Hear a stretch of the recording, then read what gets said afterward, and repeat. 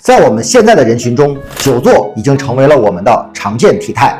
然而，久坐会引起我们髋屈肌的紧张。当你髋屈紧张的时候，你可能经常采用的是拉伸的方法。而我们之前也分享了很多关于髋屈肌紧张的练习方法，比如通过提升我们髋伸的能力，进而来释放我们髋屈肌紧张的问题。然而，我们又忽略了另一个问题，我们髋屈肌的紧张其实是被动缩短，也就是被动紧张。除了需要释放我们髋屈肌本身的紧张之外，我们更要意识到我们髋屈肌本身是需要加强训练的。那么今天我们就来讲一讲髋屈肌的训练方法。为了更好的还原生活，我们首先要知道我们的髋屈肌在我们的日常行走中是怎样发力的。当我们在步态行走中，我们的髋屈肌通常是在我们的髋伸位发力，进而让我们的髋关节做出髋屈迈步的动作。因此，我们的髋屈训练应该也要从髋伸位到髋屈位的一个全过程训练，才能更好的还原生活。那么今天我们就通过2步，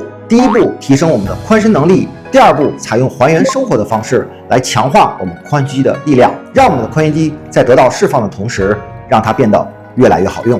好了，话不多说，看一下今天的视频。仰卧到垫子上，双脚蹬墙，屈髋屈膝，大小腿接近90度就可以了。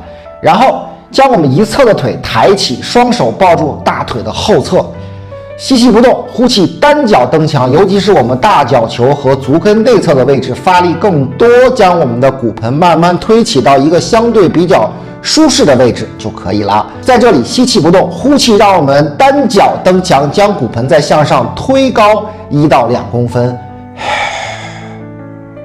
吸气慢慢回到刚才的起始位，呼气，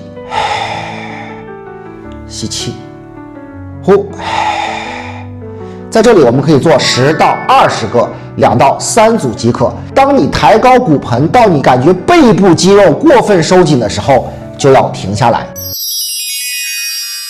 我们站到垫子上，双手扶墙，将我们训练侧的腿在后绑一根弹力带，吸气保持我们的脊柱延伸，呼气让我们后侧腿从髋伸位过渡到髋屈位发力。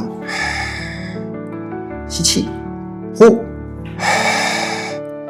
注意在我们抬腿过程中要保持我们骨盆的稳定，不要出现我们骨盆后倾和脊柱屈曲的状况。